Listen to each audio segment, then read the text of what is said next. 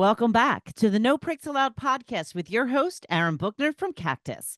This is part 2 of our conversation with Karine from Mellow Brew Marketing. If you joined us for part 1, you know we've already covered the inspiration behind Cactus Financial's prick-free rebranding. In part 2, we're getting into the creative strategies that make this brand both unique and welcoming. Thanks for listening, and let's dive right back in. So after the initial set you gave to me, and I said, nope, not right, not the right ones. You guys came back, and I think it was the way you introduced the next one is what sold it for me right away. Because when you did the first initial run through, it was okay. Here's the company name. That's what you did the initial, and I think they were just all black and white. I don't think there was any color or anything to it. It was just black and white, and you did it. But you had that feeling of okay, he's gonna push the mold because I was on the teetering edge with Biscuit, but not quite there. And I think it was when you introduced the next one after a month back or whatever it was, and then you introduced the tagline, prick free financial advice. And it had like the color and like almost what the page, what the whole website looks like, the main page. I remember reading it and just cracked up, like just laughed. I said that, I'm like, that was it. That was the best thing ever. I'm like, it didn't matter to me at that point what the company name was. I'm like, that's the tagline. One way or the other, we're just going to seal it. And when you said, oh, it's Cactus, and I'm like, oh, this makes it even better. Like it works so well together from the Cactus and the pricks and the prick free advice of financial advice shouldn't hurt. Has a double meaning in there, but let's go down the right way. But it's like, how did you come up with that tagline? Like I look at it and go, how did you come up with, I said, I'm a financial planner trying to rebrand my business. And you come up with a business name of Cactus and prick free financial advice. I have a hard time with this, but my team will attest to this. I am just a wizard with words, and if I told you how quickly that came to me, you would be sick to your stomach. These things are just part of our process day to day, and it really is the conversations we have with our clients, the energy that we get from you. It all feeds this, I don't know, this all this other stuff that's going in the back of my brain, kind of thinking like, what are we doing with this? And it when I sit down and just there's word vomit everywhere. These things come relatively quickly, but then once you put it out, I think it's when we talk about brain dumps, right? Like when you have an idea, just put it all on paper and just go with it. This is a regular practice for us and people in the creative space. So we're just always dumping ideas down.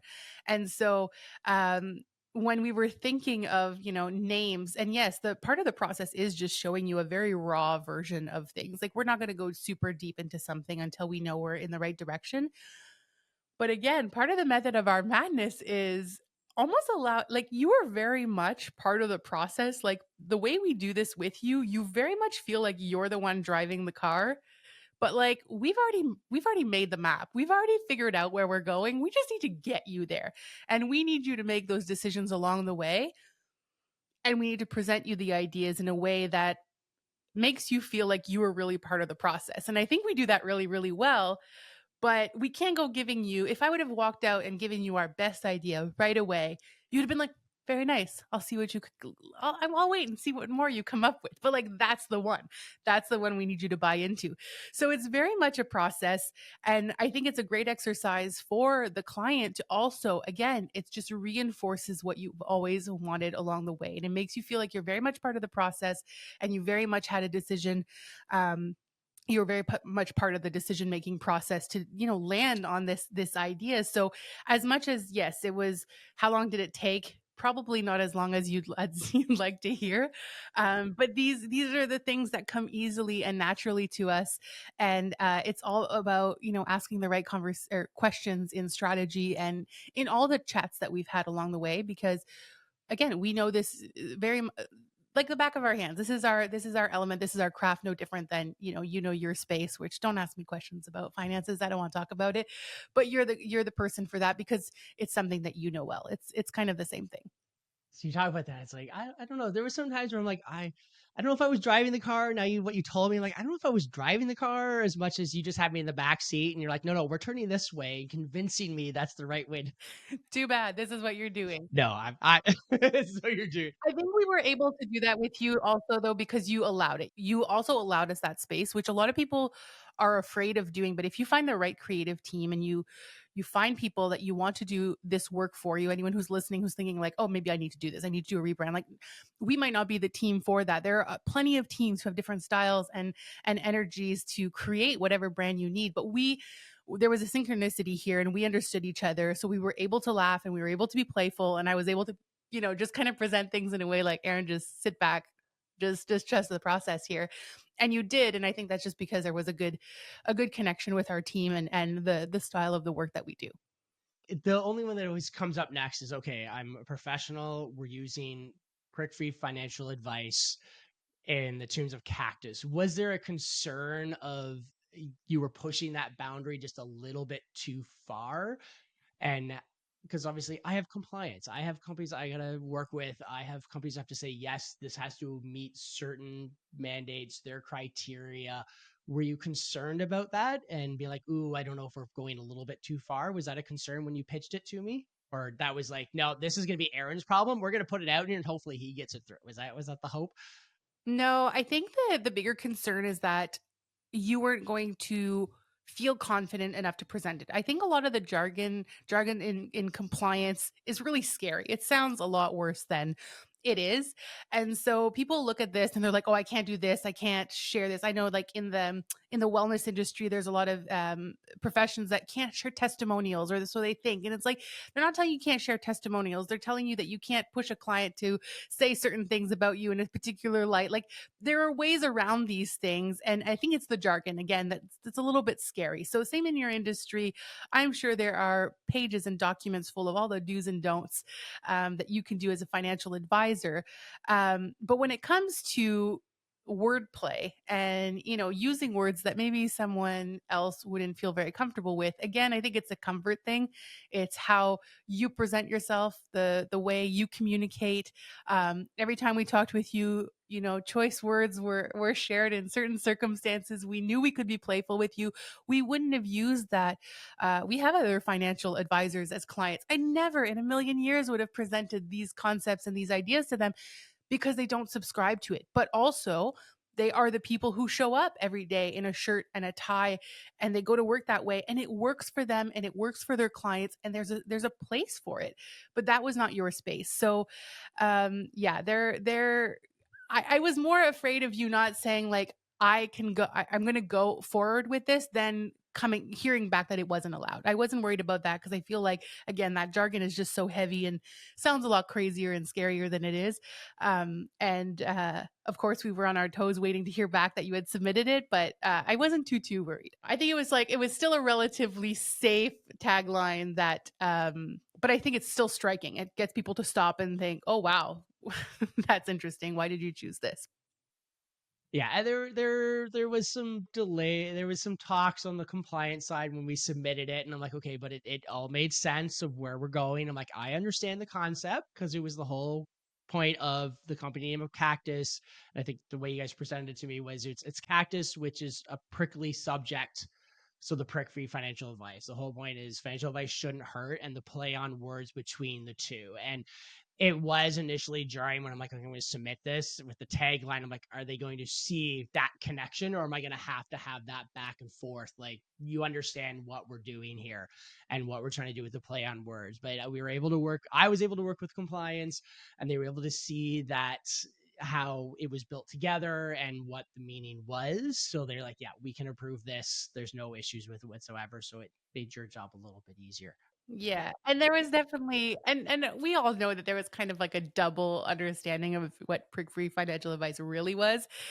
But I think that speaks to that ideal client that you would like to work with, who probably felt or feels uncomfortable maybe reaching out to a traditional firm, where they feel like, oh, these guys and these people, like, they know so much about finances, and I don't feel comfortable talking to them. They're not going to want to talk to me. Like, I think there is that idea of like, oh, do they get me? And so again, there's a lot of play in the words and the verbiage, but I think there's a way to do that tastefully. And again, the world, like, there are so many people available to be your customer and your client, and you can only serve so many of them. So let's get specific about the person you want to work with, and let's really narrow that down. And verbiage and content and brand direction like this really, really helps establish that. And I had to be comfortable with the fact of using that verbiage.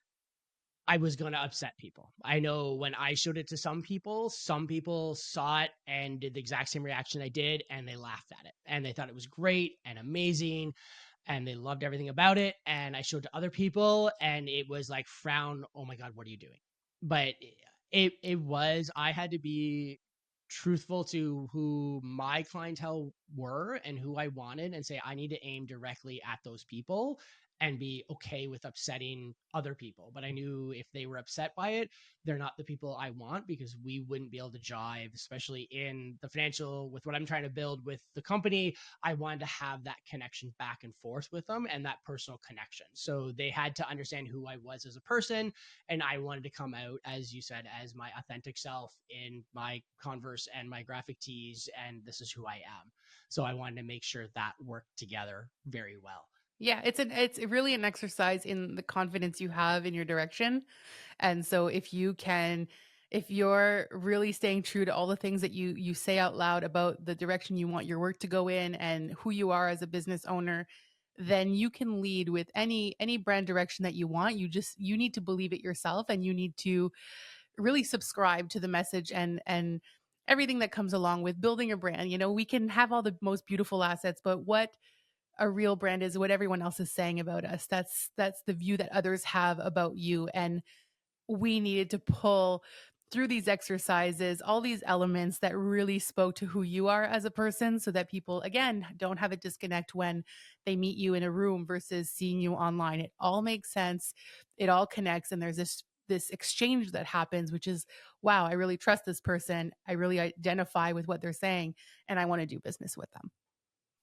Perfect. So I want to talk colors, because I know that's when, outside of the main page of what people see, the next thing everyone always comments about when they see it is the colors, is the color scheme of what we did. Now, I know when I came to you, there was, you had a basic info sheet of when initially we started, like, what do you want? And I know there was the question of color. And the only thing I put down, because I wasn't limited on color choice. I said the only thing I did not want was blue. That was my one rule. It's like, it cannot have blue in it. That was it. That was done. We can't do it, because I felt that one was a color choice that was overused in the industry. I felt within my competition, my spectrum, I'm like, we got to stay away from blue. And I wanted to be bold and outside and a little bit more energetic. So when you were thinking about the color choices, I know there was a lot of points where you would show me palettes of different colors and we were going through it, and some of them I did reject because it just was too much. It was just a little bit too far out for me. But why did you pick those certain colors? I know when they talk about colors, there's always that, there's like blue means this, red means anger, yellow is fear. I don't know what yellow is, but did Mellow is that play into joy. picking? I don't know once again, not a marketer, financial planner. I have no idea on any of this stuff. But did that play into it, or was it just the color choices? Was it just that it was just what worked together, or did you use those schemes when thinking of it? To a certain degree, yes. I think we also wanted to do something different than what is in your industry, because we wanted to stand out, and that goes without saying. You're not going down the Cactus prick-free financial advice route without, playing with some colors. We presented you when we had conversations. We talked a lot about neon and bright and striking colors. We had also decided along the way how we were going to do some branding photography and how we were going to use that black and white effect. So, really having striking colors was a big part of that rebranding process for you. But orange is kind of the color we're using a lot for your brand, and that is just a lot of energy and just kind of this zest and this excitement. And I was hoping that through this process, people would see, land on your site, and it isn't scary. It doesn't feel like every other financial conversation. It feels like something new. It feels like a start of something fresh. And so, yeah, the orange really played into that. We do use purple, which when we think of purple, think of just this level of certification. We think of, how many crests come in purple, and it's just this valor, and so it's still meshing that, that professionalism, but with this energy of excitement and fun. And together they worked really well. And with the branding photography, it really came full circle. But for the most part, again, we need to make sure that you enjoyed the colors and that they embodied your brand, but that they also would identify with your ideal client, the people that are looking to work with you. And I think if we were going to shock them with a name and a proper tagline and the way you deliver your message, we had to also do that with color.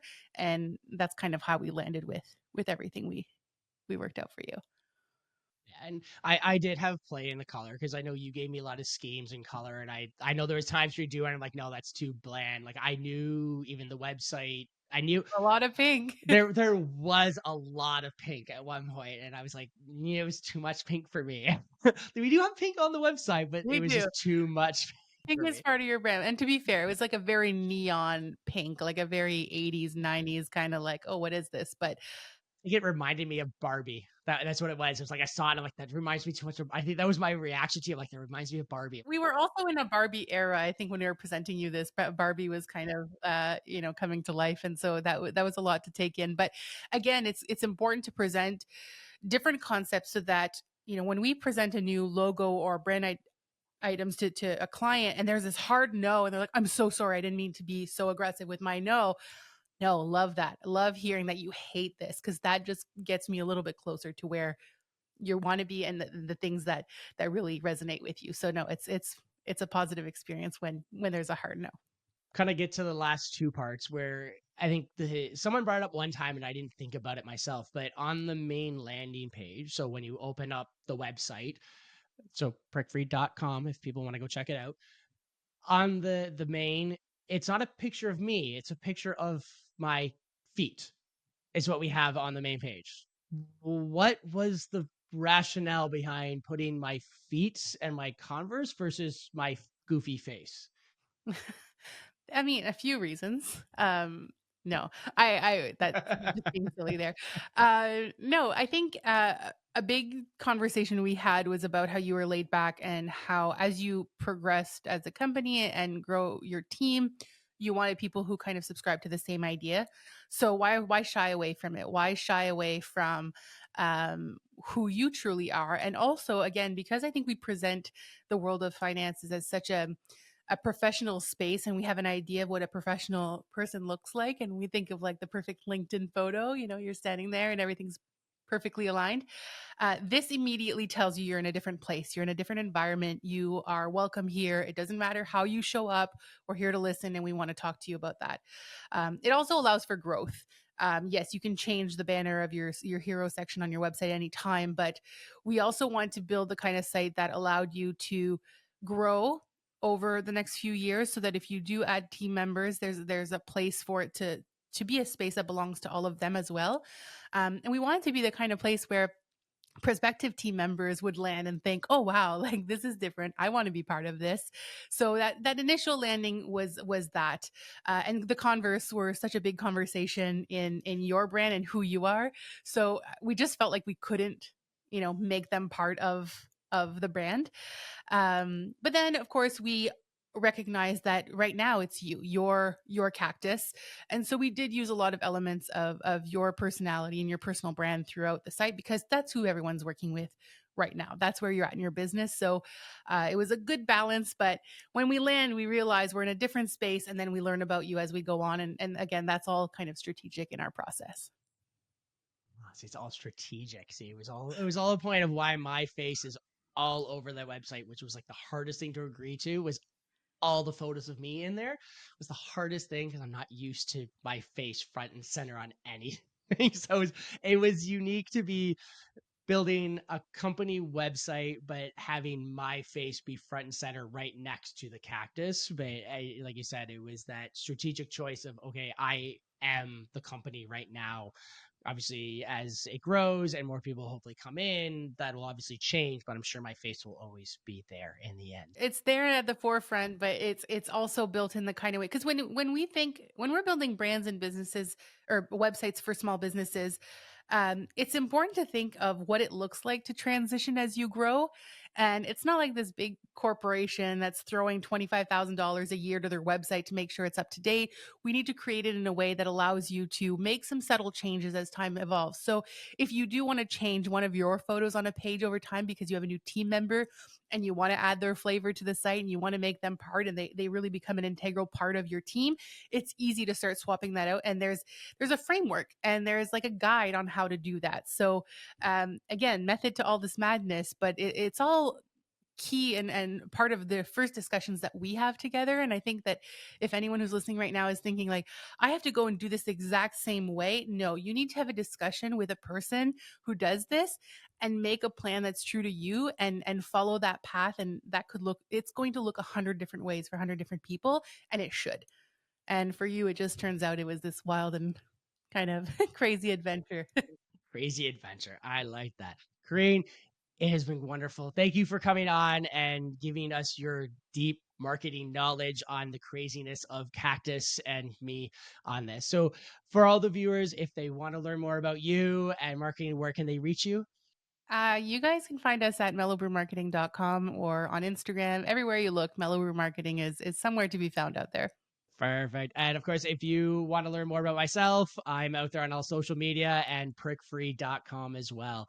You guys have a great day. Until next time, this will be fun. Thank you for listening to the No Pricks Allowed podcast. Click the follow button to be notified when new episodes become available. Visit our website at www.prickfree.com or give us a call at 613-876-9899. And don't forget to click the follow button to be notified when new episodes become available. The information covered and posted represents the views and opinions of the guest and does not necessarily represent the views or opinions of Cactus. The content has been made available for informational and educational purposes only. The content is not intended to be a substitute for professional investing advice. Always seek the advice of your financial advisor or other qualified financial service provider with any questions you may have regarding your investment planning. The contents of this podcast do not constitute an offer or solicitation for residence in any other jurisdiction where either Aaron Buchner and/or Sterling Mutuals is not registered or permitted to conduct business. The opinions expressed are those of the authors and do not necessarily reflect the views or opinions of Sterling Mutuals, Inc.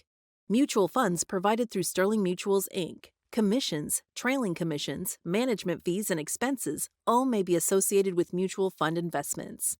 Please read the prospectus carefully before investing. Mutual funds are not guaranteed, their values fluctuate frequently, and past performance may not be repeated.